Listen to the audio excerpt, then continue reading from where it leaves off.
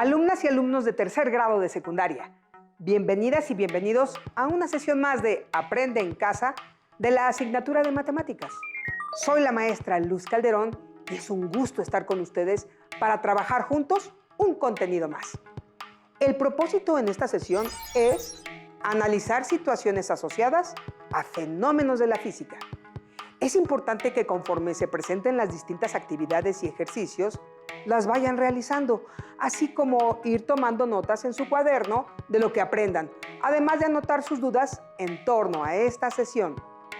Los materiales que necesitaremos son cuaderno, regla, lápiz o bolígrafo, lápices de colores. Si tienen discapacidad visual, preparen hojas Leyer, punzón y regleta. ¿Están listas y listos? Entonces, comencemos. Antes de iniciar con el propósito de la sesión, activemos nuestros saberes sobre qué son las relaciones lineales, inversas y cuadráticas, así como sus expresiones algebraicas. Las relaciones entre dos magnitudes son lineales si su representación gráfica es una línea recta. Si la línea recta pasa por el origen, se llama una relación de proporcionalidad directa, como en la gráfica de la izquierda, y muestra que las variables X y Y aumentan en la misma proporción. Si la línea recta no pasa por el origen, es una relación lineal, pero no de proporcionalidad directa, pues como podemos observar en la gráfica de la derecha, las variables X y Y no aumentan en la misma proporción. Una relación lineal tiene como expresiones algebraicas Y igual a M por X y Y igual a M por X más B. Continuamos con las relaciones de proporcionalidad inversa. Las relaciones de proporcionalidad inversa se caracterizan en que cuando una cantidad aumenta el doble, la otra disminuye a la mitad. Si aumenta el triple, la otra disminuye a la tercera parte, y así continuamente. Si se representan los datos en una tabla, el producto entre los elementos de los dos conjuntos X y Y se mantiene constante. Su expresión algebraica es Y igual a K entre X, con X diferente de 0. Si se representa en una gráfica, se obtiene una curva llamada hipérbola. Veamos ahora las relaciones cuadráticas. Las relaciones cuadráticas son aquellas cuya expresión algebraica es de la forma Y igual a por X al cuadrado más B por X más C, y su gráfica es una parábola. Las gráficas nos ayudan a visualizar los cambios de una magnitud o variable en relación con la otra y así comprender mejor el hecho o la situación que se describe. Existen infinidad de situaciones en la física que pueden ser representadas algebraicamente para poder darles una solución y predecir su comportamiento. Por ejemplo, en una gráfica se puede apreciar el incremento de temperatura que ha sufrido la Tierra a través del tiempo. Y esta información permite predecir lo que sucederá en el planeta si no se toman acciones frente al efecto invernadero. Veamos otro ejemplo. Una pregunta que ha inquietado sin cesar a la mente humana desde hace mucho tiempo es: ¿cuándo y cómo se originó el universo? A lo largo de la historia se han propuesto infinidad de explicaciones para responder esta cuestión. Hay varias teorías que tratan de explicar el origen de nuestro universo, pero la teoría más aceptada del origen del universo es la teoría de la gran explosión, la cual menciona que el universo se formó hace aproximadamente 14.000 millones de años. Pero, ¿cómo pueden saber los cosmólogos que algo así pudo haber sucedido? ¿Qué pruebas tienen de que un evento como una gran explosión sucedió hace tanto tiempo? Contestemos estas dos preguntas. Para que los cosmólogos propusieran lo que debió suceder hace tanto tiempo, se dieron a la tarea de hacer múltiples observaciones del movimiento de objetos tan lejanos como las galaxias. Por supuesto, a través de grandes telescopios.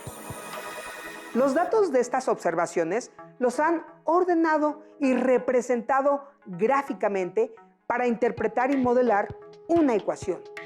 Veamos cómo la observación, los datos ordenados en una tabla, la representación gráfica de estos datos y la obtención de una ecuación algebraica puede ayudarnos a entender y describir una situación dada. En 1921, el astrónomo Edwin Hubble midió las velocidades de algunas galaxias relativamente cercanas. Notó que al graficar la velocidad de las galaxias contra su distancia, los puntos que representaban cada una de las galaxias de su muestra parecían seguir una línea recta creciente. Observen la gráfica representativa. ¿Qué significa esa línea recta creciente en la gráfica de los datos obtenidos por Hubble? Hubble, a partir de los datos recabados durante años, dedujo que esa línea recta creciente significaba que, a mayor distancia a la que se encuentra una galaxia de la Tierra, más rápido se aleja. Y no solo eso. Como ninguna galaxia es realmente el centro del universo, esto implica finalmente que todas las galaxias se alejan unas de otras. La ecuación que describe esta ley, conocida como la ley de Hubble-Lemaître, se escribe de la siguiente manera. V igual a h por d, donde v es la velocidad que se quiere calcular, d la distancia al observador y h el valor de la constante de Hubble. Esta ecuación, que representa a la ley de Hubble-Lemaître, es una ecuación lineal porque está a la primera potencia y porque su gráfica es una línea recta. Ahora, para determinar el valor de la constante de Hubble, h, que en realidad es la constante de proporcionalidad entre la distancia y la velocidad, se deben realizar mediciones muy cuidadosas y precisas de las distancias a las que se encuentran las galaxias que se están observando. Pero antes de conocer el valor de la constante de proporcionalidad, h, tienen que conocer algunas unidades para medir distancias. ¿Qué unidades conocen para medir distancias? Seguro conocen el centímetro, el metro, el kilómetro y los años luz. En astronomía, las distancias a medir son tan enormes que se han inventado algunas unidades para longitudes muy grandes. Una de esas unidades es el año luz, que es la distancia que recorre la luz en un año y que aproximadamente tiene un valor de 10 billones de kilómetros. En esta imagen podemos ver la fotografía de Andrómeda, una de las galaxias relativamente más cercanas a la nuestra. Cuando se dice que la galaxia de Andrómeda se encuentra a 2.5 millones de años luz de nosotros, significa que la luz que vemos de Andrómeda salió de ahí y tardó más de 2 millones de años en llegar hasta nosotros. Y como la mayor parte de las galaxias del universo se encuentran mucho más lejos que Andrómeda, se tiene la necesidad de inventar una nueva unidad de medida de longitud, el parsec, que equivale a 3.26 años luz. Y como las galaxias están aún más alejadas que algunos cientos de parsecs, se ha requerido incluir entre las distancias entre las galaxias múltiplos de parsec, como el megaparsec, que equivale a 1 millón de parsecs, esto es 3.26 millones de años luz. Continuando con la constante de Hubble, actualmente el valor más preciso de esta constante de proporcionalidad es aproximadamente de h igual a 73 kilómetros entre segundo entre megaparsec, obtenida por Adam Riess y sus colegas. Lo que significa que por cada millón de parsecs que las galaxias se alejan de nosotros, la velocidad a la que lo hacen aumenta en aproximadamente 73 kilómetros cada que en mi reloj pasa un segundo. Y si las galaxias se alejan, ¿qué sucede con el tamaño del universo? Exacto, significa que el universo está creciendo o se está expandiendo. Hubble, con ayuda de las ecuaciones lineales, concluyó que las galaxias se alejan unas de otras a una velocidad proporcional a su distancia y que por lo tanto el universo está en expansión. Una prueba observacional a favor de la teoría de la gran explosión. Porque si retrocedemos en el tiempo, las galaxias y todos los componentes del universo estarían más cercanos unos de otros hasta un punto de inicio, evidentemente el Big Bang o la gran explosión. Continuamos ahora con la relación de proporcionalidad inversa. No olviden que en una relación de proporcionalidad inversa, al aumentar, por ejemplo, al doble o al triple una de las cantidades, la otra disminuye a la mitad o a la tercera parte. Entonces, veamos cómo la relación de proporcionalidad inversa puede ayudar a comprender el comportamiento de un fenómeno físico como el que describe la ley de Boyle. Robert Boyle fue un físico irlandés que nació en el año 1627. Primero definamos lo que es la presión. Un gas encerrado dentro de un recipiente ejerce una fuerza sobre las paredes. A la fuerza ejercida por el gas en cada metro cuadrado de superficie se le llama presión. Y la presión se expresa normalmente en unidades llamadas pascales, que se simbolizan con una P mayúscula y una A minúscula. Así, la ley de Boyle establece que la temperatura constante, la presión de un gas ideal, encerrado en un recipiente expansible, es inversamente proporcional al volumen del recipiente. De acuerdo con esta ley, si el volumen disminuye, la presión aumenta. Y si el volumen aumenta, la presión disminuye.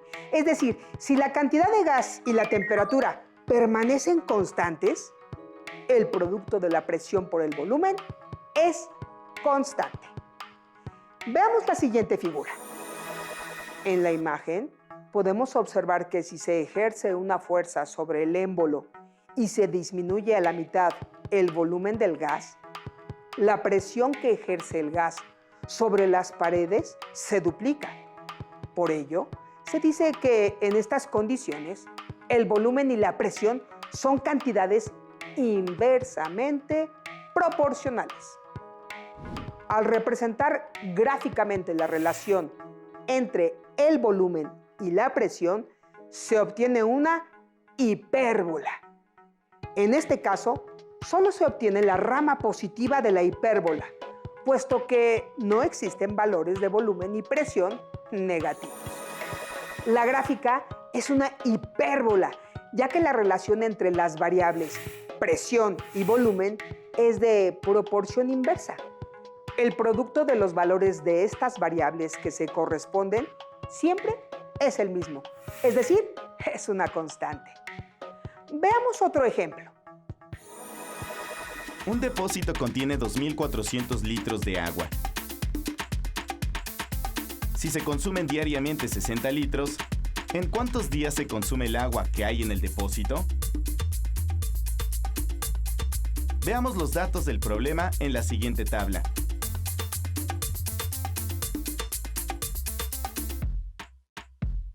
Para calcular el número de días en que se consumirá el agua, dividimos la cantidad total de agua que hay en el depósito entre el número de litros que se consumen diariamente. La cantidad de agua que hay en el depósito es constante.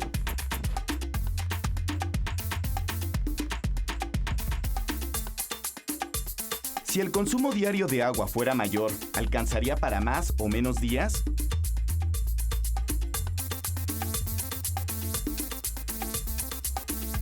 Si se duplica el consumo diario de agua, el número de días en que se consume el agua se reduce a la mitad. Y si se triplica el consumo, el número de días se reduce a una tercera parte. Cuanto menor sea el consumo diario de agua, para más días alcanzará. Y cuanto mayor sea el consumo diario de agua, menos días alcanzará el agua del depósito.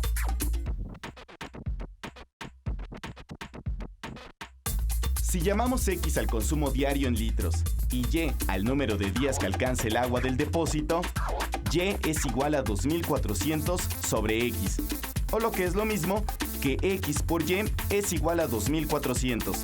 El producto de las dos variables es constante.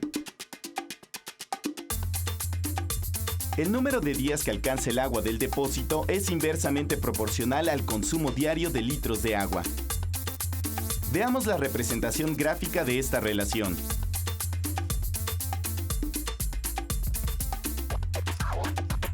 A la curva trazada se le llama hipérbola. Hemos visto que para conocer para cuántos días alcanza el agua que hay en el depósito, podemos utilizar cualquiera de estas representaciones.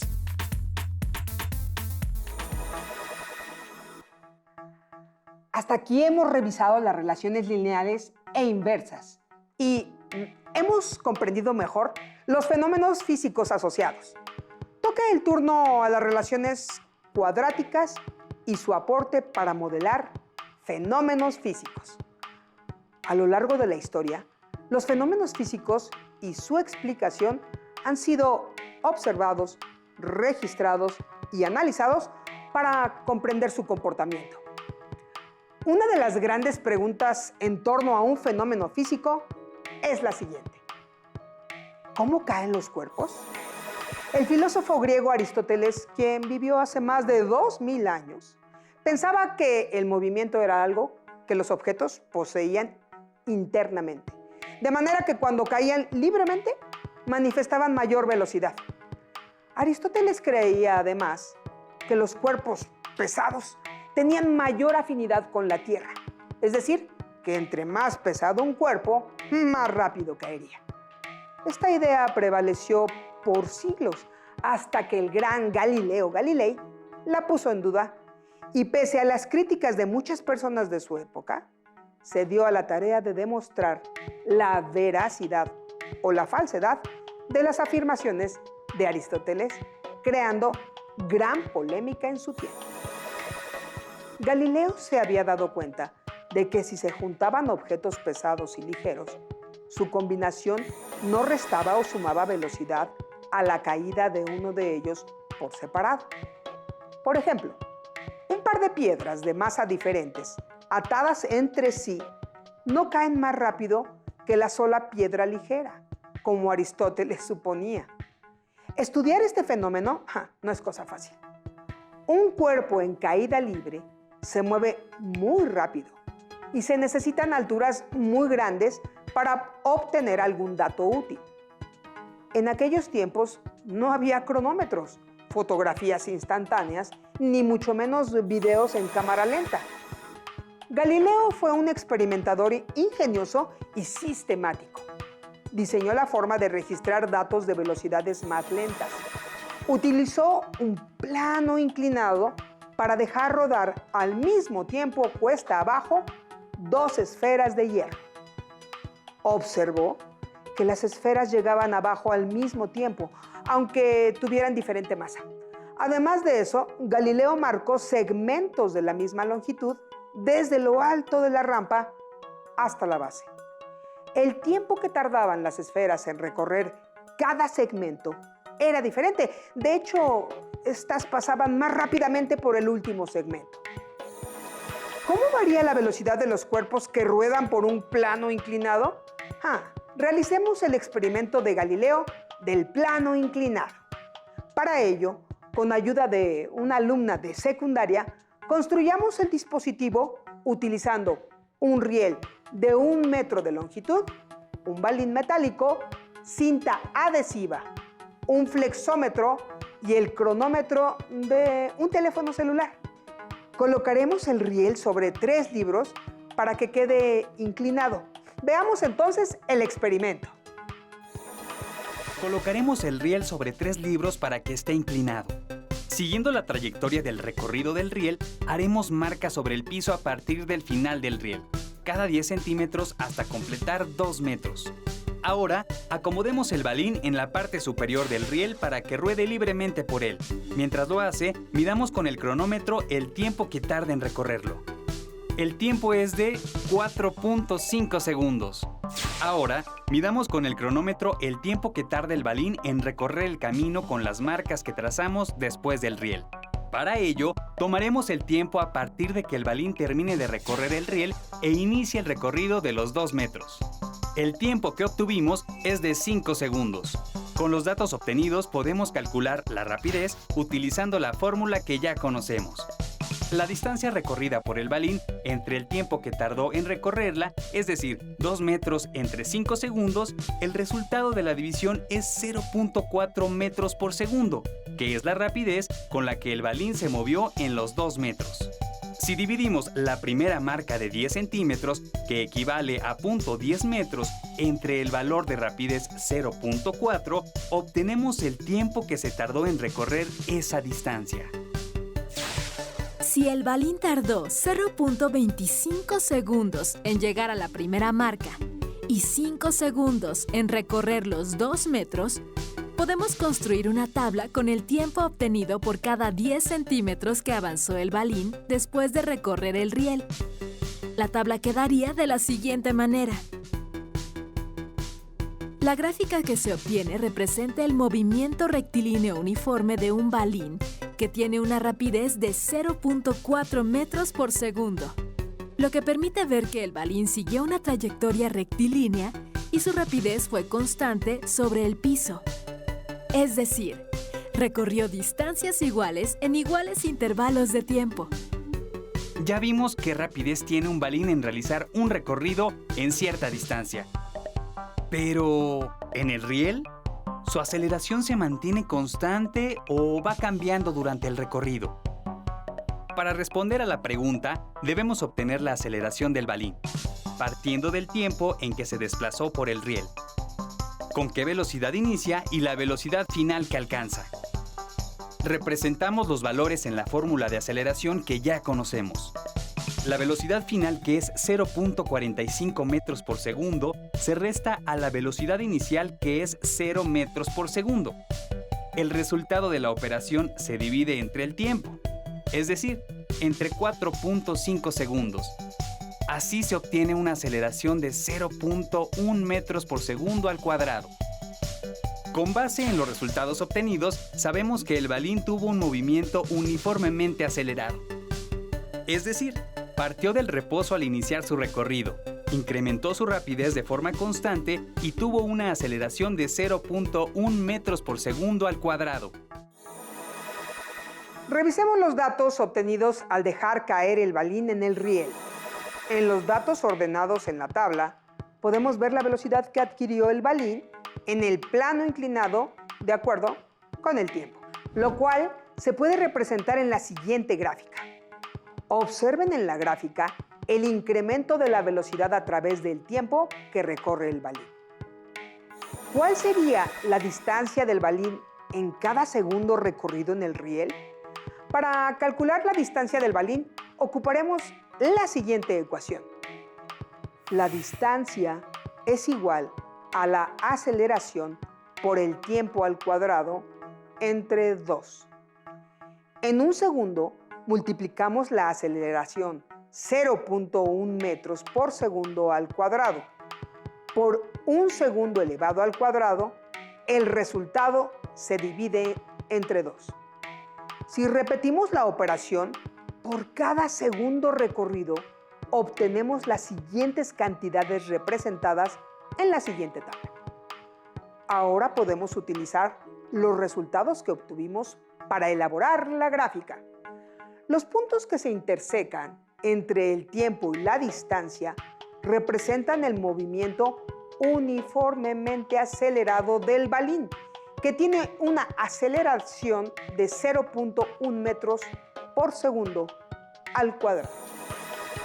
La gráfica asociada a la relación entre tiempo y distancia de un cuerpo con aceleración constante, como la caída del balín en el riel, es una curva conocida como parábola.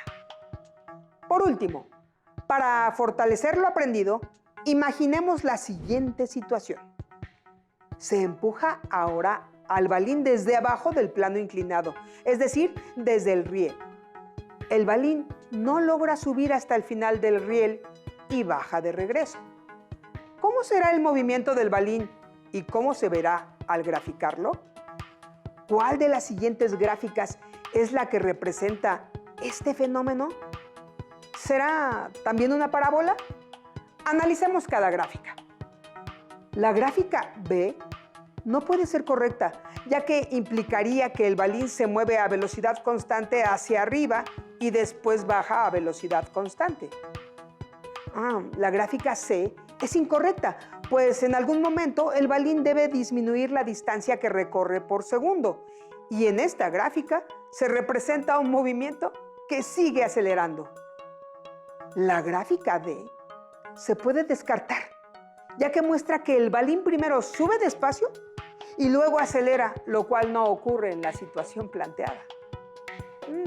La gráfica A es la correcta, ya que muestra una desaceleración y está al revés si la comparamos con la que representa a la caída del balín desde el punto más alto del plano inclinado, porque ahora acelera, pero de forma negativa, es decir, frena. Como el balín sube frenando y luego baja acelerando, la parábola está completa. Muy bien, hoy aprendimos que con las expresiones algebraicas de las relaciones lineales y cuadráticas se puede modelar una gran cantidad de fenómenos físicos, observando su comportamiento, calculando los datos obtenidos en una tabla, la cual permite generar una representación gráfica y aportando más información del fenómeno estudiado. Para resolver dudas o ejercitar lo aprendido, se pueden apoyar en su libro de texto. ¿Listo? ¡Terminamos! Yo soy la maestra Luz y fue un gusto trabajar con ustedes, con todas y todos. Espero nos podamos ver en próximas sesiones, aquí en Aprende en Casa. Hasta la siguiente sesión. Nos vemos pronto. Si tienes dudas o necesitas ayuda, llama al Centro de Apoyo Pedagógico a Distancia. El número de teléfono para secundaria es el 55 36 01 71 23. Si requieres consultar los libros de texto en versión digital, recuerda que los puedes encontrar en la página conalitec.cep.gov.mx. Y recuerda que también cuentas con el sitio aprendeencasa.cep.gov.mx, en donde podrás ver nuevamente los videos de los programas y además encontrarás actividades para fortalecer tus aprendizajes. También te invitamos a que consultes la plataforma nuevaescuelamexicana.cep.gov.mx.